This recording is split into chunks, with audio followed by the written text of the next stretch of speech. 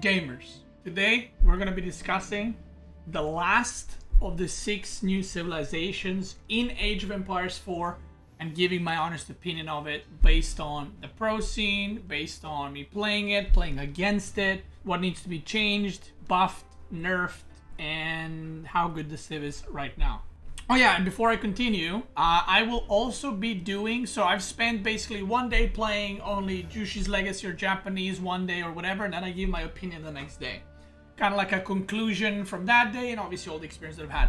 But I'm also going to do this with all the old civs, but I'm not going to spend full day playing just one civ. Instead, I'm just going to be playing only old civs for the next 5 to 10 days, including Malians and Ottomans, and then also making a video about my honest opinion of those old civs individually as of right now, because it's been a while since I've done one of those videos. So, that being said, today is Zhu Xi's Legacy, and well, recently I made an emergency tier list, and well, Zhu Xi's Legacy is the only one that I put in S tier. This, in my opinion, is right now by far the strongest civ, and I think most, I'm not going to say all top players, or maybe not even most, but I would say probably half the top players, if not even more than that, think that Zhu Xi's Legacy is the strongest civilization right now. It's definitely the strongest, and there are multiple reasons for it. I think that, you know, right now it's early January, 2024, Happy New Year, by the way. And I think if you're watching this in February, you might be like, what is this guy talking about? Zhu Xi's Legacy is not that strong. I am expecting big changes to this civ because as it is right now, it doesn't have too many weaknesses or weak spots. So let's get started with the Feudal Age. So the Feudal Age of the Zhu Xi's Legacy is basically a lot better than China's. It's a variation of China, but the massive improvement in Zhu Xi Legacy over China is the Feudal Age. And there's a reason for it. So basically, if you pressure China super quickly, China has to move out on the map and get food because the granary transition is kind of expensive. It's 75 wood per farm. And that's kind of the downside of China. Feudal Age is kind of China doesn't want to stay in Feudal Age forever because lack of food. Well, Zhu Xi's Legacy has that problem solved, and that's because of the Song Dynasty. So, 2 things. First of all, your age up to feudal is cheaper. It's 340, 160. Feudal age up is a bit quicker, a bit more efficient. That's number 1. Number 2, the Song Dynasty is probably needing a massive nerf. Right now, the Song Dynasty, the way it works is it reduces the cost of all your non-military buildings by way too much. And what it does is not only it reduces the cost of farms, which is the most important thing, it reduces the cost of towers, granaries, houses, mining camps, blacksmith, markets, whatever. And the TCs, of course. And right now, that bonus is way too much, and it needs to be nerfed by at least 15 to 20% from what it currently is. Otherwise, there's just no weakness. So the thing is, like I said earlier, China has to go out on the map to get food. And right now, Zhu Xi's Legacy, what a lot of players do is they get their initial sheep, they get their initial berries, maybe they'll get their first deer if they place a TC there or something, and after that, they just don't bother going on the map. They just start transitioning to farms because they're a lot cheaper. They're almost the cost of English farms. And because of that, with the 20% supervised income on the wood, they can transition to farms really fast, really easily, and with triple granary, you just have so much income. It's like you can go from crap food per minute to locking down your food per minute for the next 20, 30 minutes, and you don't have to worry about it. You don't have to go out on the map, and you're safe behind the walls or a few towers or whatever. I would say Song Dynasty is the thing that needs nerfed the most. Second thing that needs nerfed the most is going to be the Meditation Gardens, which is the landmark, the Feudal Age landmark from Zhu Xi's Legacy. You have the Jiangnan Tower, which I think is okay. I don't think it's OP or anything. It acts as a drop-off point, and every time you build a military building, it spawns a free unit. The problem with Meditation Gardens is the income is way too high. So whenever you have a landmark or some kind of tech in the game or whatever, the way it's calculated, if that's OP or not, or if it's too strong or not, is you can almost always calculate something in resources per minute or it costing in resources per minute. So what I mean by that is, a similar landmark to this one is Manza Quarry. Manza Quarry from Malians gives 75 gold per minute or 75 stone per minute, which is equivalent to, let's say, 2 workers. Meditation Gardens can give up to 150 resources per minute for the entire game. This does not change. So if you place it on berries or stone and that gets mined out or gathered, you still get those resources. So the income is, it's not just about, you know, because you can say, well, Malians get gold or stone and Zhu Xi Legacy gets stone or gold or wood or berries, or food rather, which is true, but you're still gaining way too many resources per minute. And not only you're getting way too many resources, you're getting it from feudal age immediately. Like, think of it this way. If you get, like, let's say 160, which I've seen that too. I've seen 160 resources per minute. The moment you age up, you just get 4 extra workers, right? No Civ hand has anything remotely like that. And you get 4 extra workers for the rest of the game, including when you're capped, when you're 200 of 200 pop, you still have that extra income going. So I think that the Meditation Gardens is probably the strongest, single-handedly the strongest landmark in the game. Another problem is, because Zhu Xi can make so many units in Feudal, people are kind of putting their Meditation Garden out on the map, kind of, not like on the middle of the map, but they're putting it in between like double stone or double berries plus gold or double berries gold and wood, you know, stuff like that, and you end up around 120 plus resources per minute, which again is too high and it is very noticeable. So remember how I mentioned that they don't need to go out, for, you know, for food out on the map. If you get double berry Meditation Garden, it is very noticeable that you're having a lot of extra food income in your feudal age. So whichever way you spin it, it's just too good. I personally think that the landmark is too strong. I don't think the income should be like nerfed 50%, but it should get at least like 20-25% nerf at the bare minimum. There is downside to Zhu Xi, which is, you know, you can produce Imperial officials from you don't have Imperial Academy, so you need to make an amount of TC, which is okay. But that's what the Meditation Garden is supposed to do, but right now it's giving too many resources, in my opinion. So I said, weakness of China is kind of like that feudal age, and Zhu Xi Legacy has that covered. Like, everything that's really strong about Zhu Xi's Legacy starts off in feudal age, and it scales later on. Now, feudal age for them, they can also make a lot of units in feudal age together with Zuginu. So even if your opponent ages up and makes men-at-arms or knights in castle, you can simply kill all those units with like 30-40 Zuginu because they will melt everything, right? Their feudal age, I personally think, is too strong. It doesn't really have any downsides, and considering it's a boom civ, it doesn't really feel like you're under threat at any point. It doesn't feel like, ooh, like China has a Barbican, and even with China, you feel like you're under pressure and you have to be worried about stuff. With Zhu Xi's Legacy, I just don't feel that. You kind of feel safe, you feel like you have enough units, you have that extra income, and it just feels a bit too good. And the fact that you don't have to go out on the map is probably the strongest point, aka the Song Dynasty. Now, their other 2 dynasties are Yuan Dynasty is kind of mediocre, I gotta say. It doesn't really seem that good. Yuan Dynasty reduces the cost, I think, of all your units by 10%. Now, this might seem really good, but in reality, not really. The only time that this is really good is if you somehow know that you're going to stay in castle for an extremely long time, like I'm talking 10 plus minutes, and you will get your value of resources back. If that's not the case, if you're not perma-fighting, you would rather just age up to Imperial faster and work towards getting elite upgrades instead of spending 1.8k resources to getting the second landmark. So I think it's okay, but not very good. And then Imperial Ming Dynasty is very, very good. It increases the damage of all your unique Chinese units by 15%. So this includes Palace Guards, includes Zuginu, includes grenadiers, imperial guards, and those other horsemen, whatever they're called. So Ming Dynasty is very, very strong, and definitely the dynasty you want to be in late into the game. Feudal Zhu Xi's legacy, very good. Castle Zhu Xi's legacy, I mean, you get access to obviously palace guards. I don't think it's necessarily bad. I don't think it's necessarily amazing. And then in Imperial, Zhu Xi's legacy is once again incredibly strong. They have very strong Imperial upgrades.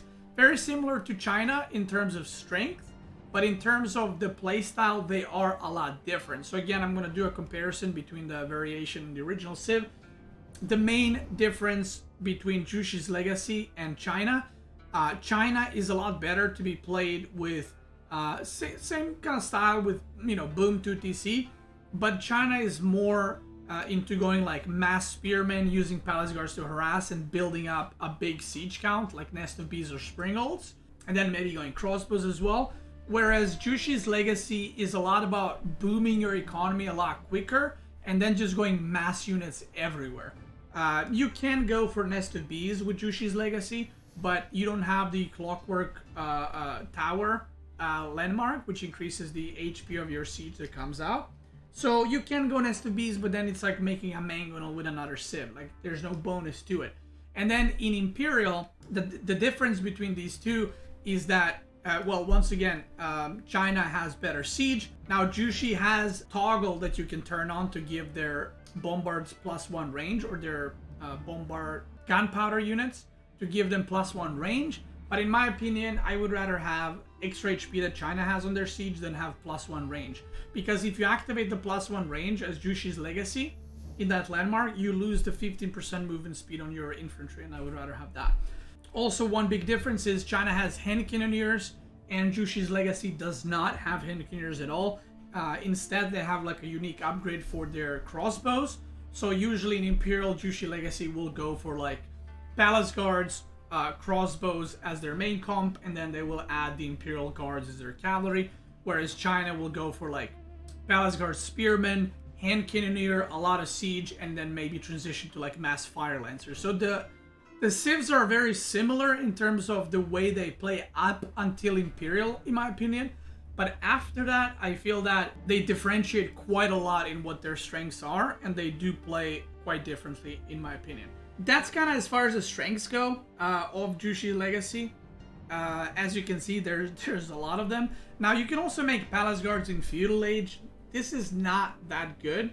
And just sticking with mass Zuganu or going Zuganu plus Spearman, in my opinion, is a lot better. Palace guards in Feudal are very mediocre, and they're just not very commonly used. Another difference between Zhu Xi and China is very good on water and water maps, and Zhu Xi's legacy is not. Now, there's a very simple reason why that is, and the reason why that is because China starts with 6 workers and no Imperial officials. Zhu Xi's legacy starts with 5 and an Imperial official. Now, when you play water maps or hybrid maps, you will always be going for the 3 straggler trees around your TC and then build the lumber camp. The problem is, because you have 1 less villager, you have to send 1 to the dock, and you will have 4 villagers remaining and an Imperial official that is basically going to be doing nothing. Now, you can say, well, you could just build a lumber camp immediately and supervise. You can, but then your dock is delayed. The Imperial official will not give you as much value as if you had another villager at that point. So your economy on water maps as Zhu Xi legacy is lower compared to China and any other civ. So your economy won't be booming as much. I think the main nerf is to Zhu Xi's legacy should be, like I said, Song Dynasty, maybe Meditation Gardens a little bit. And I think once that is done, the civ will still remain strong, and it's going to be kind of like China, where it's not necessarily struggling in Feudal, but it's like that's kind of their point where they gotta pull everything they got defense so they can transition to later stages of the game. But I don't think they need a nerf in Castle or Imperial, even though they're extremely strong there, because the reason why they're so strong right now there is because their economy leading up to that age is crazy good. So it just scales insane amounts. Again, you go from like having nothing to making like 10 palace guards at a time. So I think once the eco part gets nerfed in Feudal, I think the Castle and Imperial will also feel less overwhelming, but will probably still be a very good civ at that age. So in general, I think Zhu Xi probably he's going to get some changes. I'm assuming late January, early February. At the top level, in their most recent tournaments, we actually did not see a lot of Zhu Xi's legacy, and I'll let you guys know why that is. Because you might be thinking, like, why did nobody play it? Why did nobody ban it if it's that OP? The reason is it depends on the players. In the top 8, I can't remember every single player, but for example, B doesn't play or didn't play Zhu Xi's legacy. Vortex and Lucifron don't play Zhu Xi's legacy. Marine Lord did play it. Wham and Poppypot did play it. And then I didn't play it because I didn't get enough time to practice it. But if I had enough time, I would have definitely put it as one of my go-to civs, and I would imagine it would receive some bans. And then I think Louis was in top 8, and I'm not sure if he played it or not. Simply because the patch came out, or the DLC came out like a month before that, so people didn't have enough time to figure everything out, and maybe people didn't feel too comfortable with it. Other than that, the future of the civ, I would imagine, will be something very similar to China, where you're kind of walking down the same path, but then once you're approaching later stages in the game, you're kind of just going off in different directions in terms of unit comps and play styles. But early on, I think it will eventually turn into similar to China, where you kind of have to fight your way to resources early on, but then kind of game becomes more and more open for you later on. Now, one interesting thing is that I almost forgot to mention, there is a bold build, that's what I call it, with Zhu Xi's legacy, which is their Tang Dynasty reduces the age up cost by 15%. So if you don't go for Song Dynasty, you can age up to Castle cheaper. I think it's like 1,000 and something food and 500 and something gold. So you can actually do this build where you rush to Castle super quickly, like super quickly, faster than HRE. And not only you can rush up faster to Castle than HRE, but then you can also make monks for only food, and your monks can also beat the other monks. So if you're playing against HRE with Zhu Xi Legacy, you can actually just rush Castle and take relics faster than HRE can, which is pretty cool. So they have another option compared to China. Technically, you can rush Castle with China as well, but it's not the same impact, and people don't really do that with China. So there's that. Zhu Xi not so much viable in water. China is. Zhu Xi can rush Castle. China can't. And then the normal playstyles that kind of went through them. Now, regarding which civs Zhu Xi Legacy is good and is bad against, I would say that any civ that rushes Castle to get relics or get Imperial or something, I think that Zhu Xi can counter that by aging up fast, similar to them, right? But at the same time, if there's a civ that's rushing Castle for the sole purpose of all-inning you, that also is not good against Zhu Xi Legacy. And so if you're playing against, like the Ayubit build where you go like super fast Castle and you make Camel Lancers and then you make Archers, that build is very good for Ayubit, but it's not good against Zhu Xi's Legacy. The reason for that is Zhu Xi's Legacy, like I said, has a lot of food eco early on because of farms. Once the men-at-arms or Gulams or Knights arrive from Castle, Zhu Xi Legacy will actually have like 10-20 Spearmen and like 20-30 Zuginu. So even though you're coming with men-at-arms that should kill these units, because Zuginu shoot once but 3 arrows go through, they're dealing 3 damage per shot. So normal Archer would do 1 damage per shot against Castle men-at-arms, but Zuginu still do 3. So if you have enough Zuginu, you can also kill Castle men-at-arms, and you can just kind of overwhelm them with units. So you shouldn't be struggling with these kind of Castle Rush cheeses or pressure builds with Zhu Xi's Legacy.